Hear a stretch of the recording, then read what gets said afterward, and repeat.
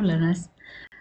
Today we will see how we can apply a visual borders around our visuals in our pages. So you can see I have two visual, one and two border around it. So what I can do is I have to select that visual, go to the formatting option here, format visual, and here we have this general category. Inside the general category we have the visual. So what we can do is we can type the visual and you can see the visual border which is on and it is black. So what first thing, if it is off, then it will not coming any border. I have to keep it on.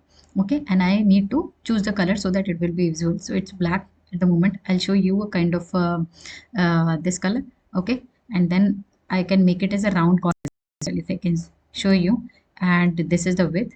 I can make it as 5 so that we can see it over here. So you can see here it is surrounded by the visual border. So this is how we can create a visual border around our visuals to highlight it. Thank you and have a nice day.